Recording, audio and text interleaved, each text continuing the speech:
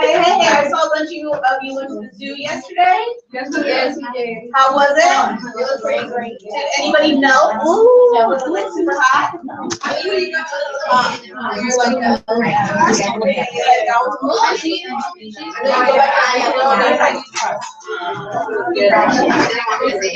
Well, I'm very happy, ladies, chicas.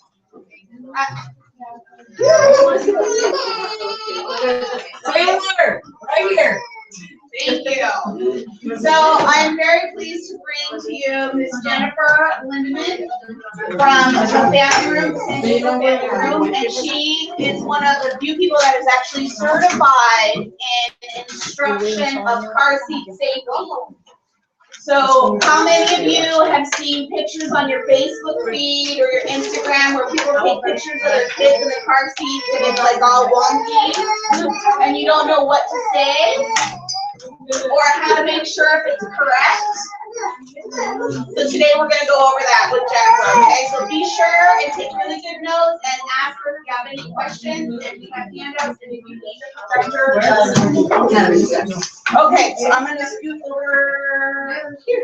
It's off, the floor is yours. Okay, there you go. So how many of you think that your car seat is installed properly? What? How many of you think your car seat's installed properly? No. Okay. 93% of car seats are installed improperly. 88% of children are in their car seats improperly. This car seat right here, not counting insulation, there are 6 errors on this car seat. So there are lots and lots of errors. I installed them professionally, and I have yet to see one that is perfect. So lots and lots of potential for errors. I'm going to leave this one up here for now, and then afterwards I'm going to have you show me what the errors are. So the way that you can have errors is either in the selection, the installation, or the usage. Selection means finding the right car seat. You have to have the right car seat for your child. Installation has to be installed properly. And then usage, proper usage is having the child in properly. So purpose of a car seat is to help prevent injury in a crash. They are crashes, they are not accidents. They are crashes. Because accidents there's typically no reason for. Crashes there's always reason. Crash has 3 collisions. That is your vehicle hitting whatever it's going to hit. The tree, the other car, the fence, whatever. The second collision is your body hitting whatever is slowing it down or stopping it. Hopefully your seatbelt. If not, then your airbag. If not, then your steering wheel. If not, then your windshield. Third collision is your internal organs hitting each other, hitting the outside of your body. So we want to minimize those collisions and prevent further collisions if possible. That's interesting. You really think about that. Yeah, your guts are like all hitting each other, and that can cause damage. Yeah. So the purpose of the seatbelt for you, or the harness straps, which are these right here for the kids, number one is to keep you in the vehicle. You are much more likely to survive a crash if you remain in the vehicle. If you are going 50 miles per hour and you get thrown from your vehicle on the freeway, the chances of you hitting some nice soft grass is pretty much nothing. You're going to hit concrete, and there's probably going to be a car coming after you. So you do want to remain in the vehicle. The seatbelt also contacts the strongest parts of your body. So for us, there's a 3-point harness, so it's shoulder, hip. So it contacts the strongest point. It helps spread those forces across the largest part of your body. It helps your body slow down. If you're going 50 miles per hour when you crash, your body is still going 50 miles per hour until something stops it. Hopefully the seatbelt. And then we want to protect the brain, neck, and spinal cord. So for children, it's the same thing. It's going to spread the forces across the wider part of their body. They actually have a 5-point harness. So shoulder, shoulder, hip, hip, and then the crotch gut. So it spreads those forces across 5 areas, and we're protecting their head, neck, and spine. That's cool. Do you girls understand what she's saying? Can you explain it again, the 5-point situation? Yes. So an adult seatbelt has 3 points: shoulder, hip, head. That's where it's contacting our bodies. A child seat, this one's probably the easiest Oh, to it's pretty see, much like. is a 5-point harness. So shoulder, shoulder, hip, hip, and cross strap. So there's 5 contact points on a child. Race car drivers, astronauts, pilots, they all have a 5-point harness. So that's where it's like the momentum or whatever. The force of the crash. So for us, it goes to these 3 points. And then on the children, it goes to shoulders, hip, hip, and then the crotch strap keeps them from sliding under. Yes. Is it better even like for an adult, because you know some people have the 5-point in the car, like, is that better for an adult or because, 3-point is Yeah, 5-point harness is much, much safer, even for an adult? even for an adult. The only reason we are not all in a 5-point harness is they don't know what to do with the crotch strap for women or skirts. That is the only reason we are not all in a 5-point harness, because they know it is much, much safer. Interesting. So there's a bunch of people sitting around a table somewhere trying to figure that one out. Okay, so in choosing your car seat, a couple different ways you want to choose your car seat. One is you want to make sure it fits in your vehicle. Not all car seats fit in all vehicles. The biggest challenge we have are little teeny tiny cars like the Beetle and the Cooper. Mazda 3 I've had some challenges with. The which one? Oh, the Fiat? Yeah. I haven't done a Fiat yet, but I'm assuming that would be a challenge. Yeah, my car seat didn't fit in it. It was. Yeah, the other challenge we find is pickup trucks that have a back seat. They have a very narrow seat. Your car seat must be 80% on the vehicle seat. So if it hangs over more than 20%, you cannot use that car seat in that vehicle.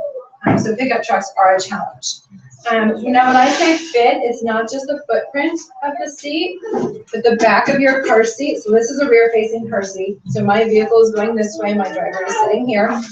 This car seat here cannot touch the back of the front seat. You have to be able to at least slide your hand through there. So some of these seats are quite deep, and you don't have a lot of room. So you have to be able to at least slide your hand through, and I'll show you why in a minute. You also want to choose your seat based on your child's height, weight, age, and maturity level. So this particular seat goes from 5 to 30 pounds. You cannot put a 31-pound child in this car seat. Also, the child's head cannot be more than 1 inch from the top. If it exceeds that, then that child's too tall. Age, that goes more for rear facing, forward facing. When we talk about age, but I'm going to have you go by height or by weight. And also maturity level. So when my son was 2 years old, he outgrew his 5-point harness at 2 years old. And I went to his pediatrician, I said, what do I put him in? And she says, he outgrew that, he put him in a booster seat. I said, really? You're going to jail in the booster seat? He did not have the maturity level to stay put. He would have been out in no time. That is not working. You needed that 5-point harness to keep him extracted. So also go on your child's maturity level. So when you're choosing a seat, the best thing to do is take your vehicle to the store and leave your driver's license at the front desk and take the seat out to your vehicle. Take some floor models with you, put them in your vehicle. Does it fit? Can you install it? Is it easy to install or is it a nightmare to install? There are 3,900 combinations of vehicles and car seats. Wow. That's a lot of combinations. So not all seats fit in all vehicles. Let's see. You never, ever, ever want to buy or borrow a used car seat. Lots of reasons why. One is you don't know if it's ever been in a crash. Once a car seat's been in a crash, you cannot use it again. Here in California, your insurance company must replace your car seat if you've been in a crash. So you want to make sure your seat's not been in a crash. You also don't know if it has all its parts and pieces. This particular seat here, and the weatherproof here, are an important component to this seat. Because the straps are slippery against the baby's clothing, and so they put these little grips on there to grip, so the child doesn't slide around. But if one of these breaks, and then you have to use seat, and they just go off the other way, you don't know that this part was supposed to be on that seat. You don't know if it has all its car seats. You don't know if it's been checked on an airplane. You cannot check car seats on an airplane because they throw it into the cargo hold and they throw everybody else's luggage on top of it. That car seat is just gonna crash. So you don't have to have recalls, have the recalls been remedied. So I'm all about getting used, not for car seats, not for cribs. Cribs have a lot of recalls as well.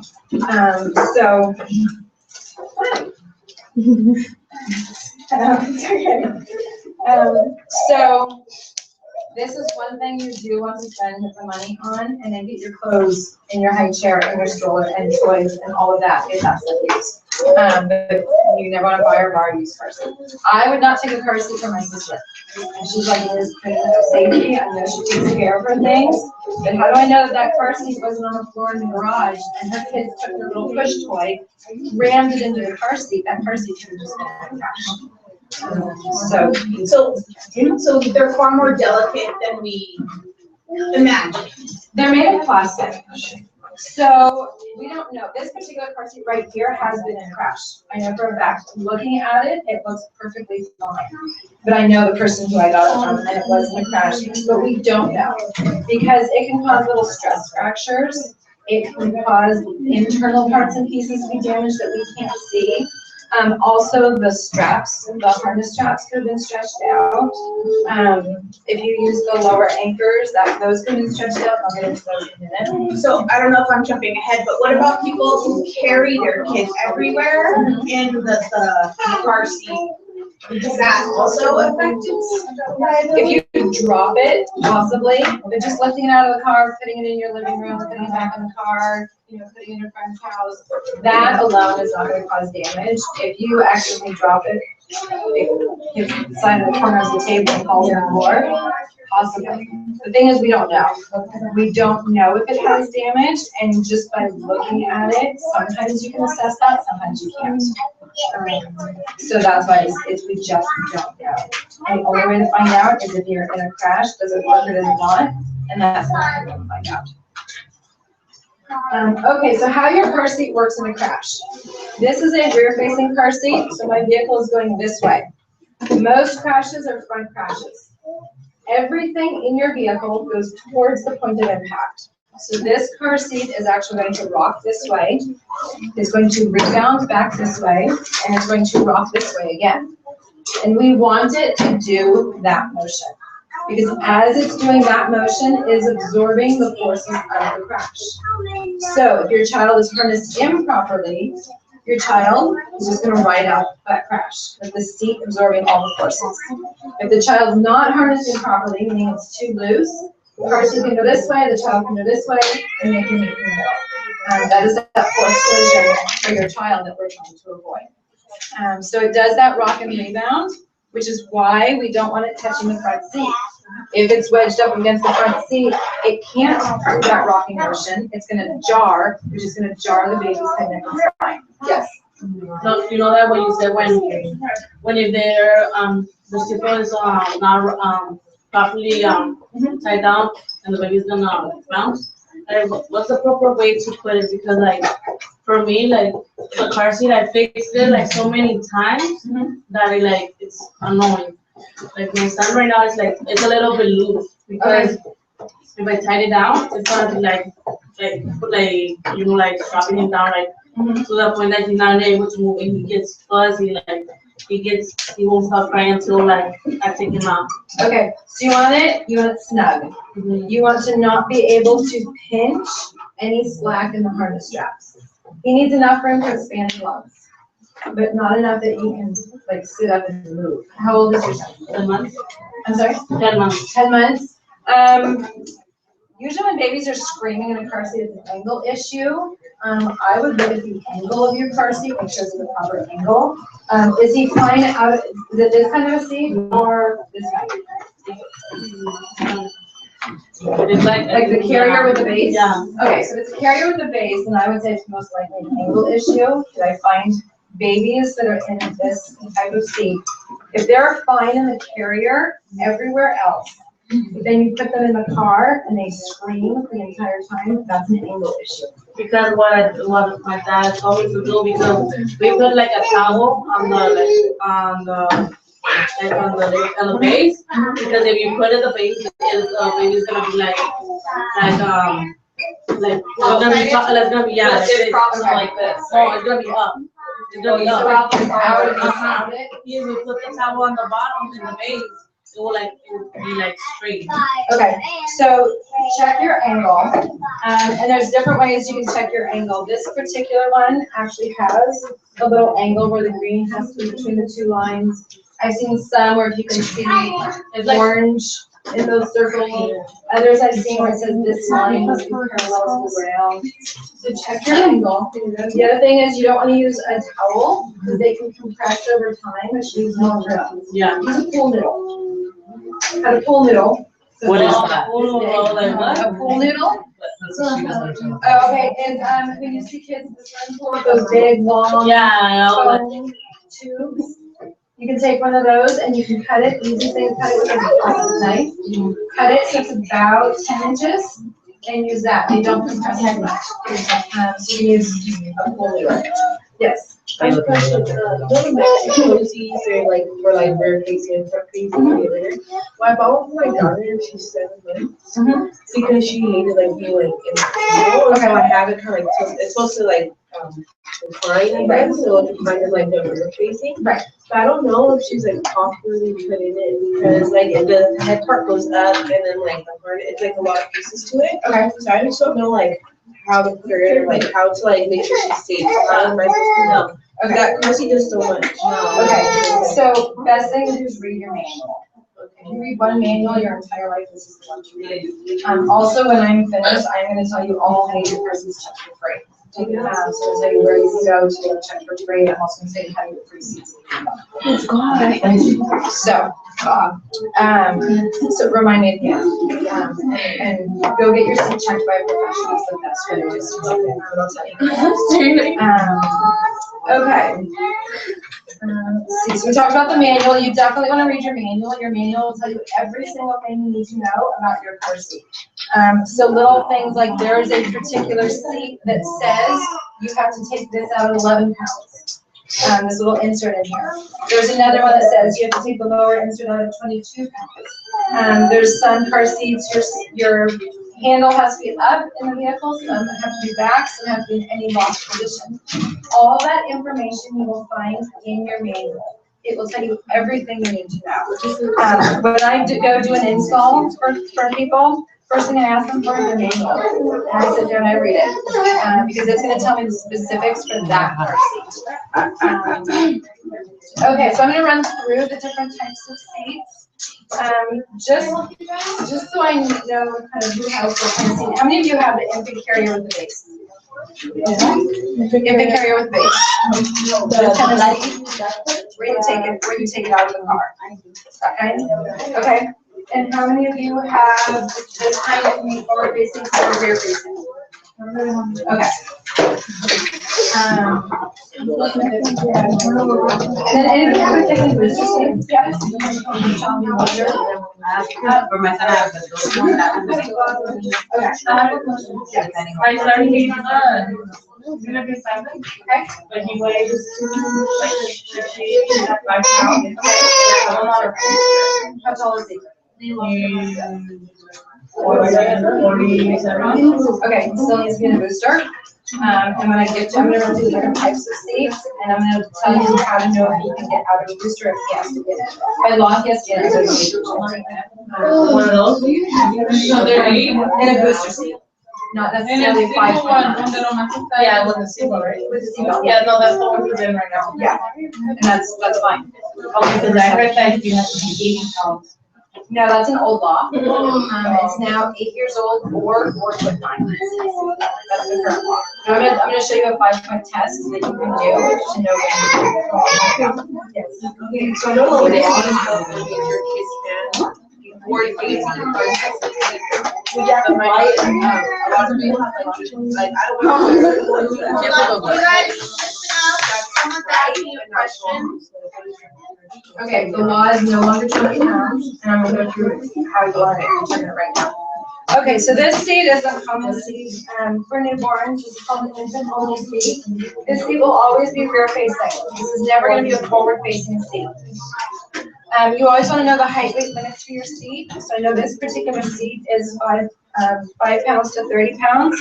The way you'll know that is these stickers right here actually have the height weight limits for the car seat. Each one is different. Read them on. For this one, yes. So with this child,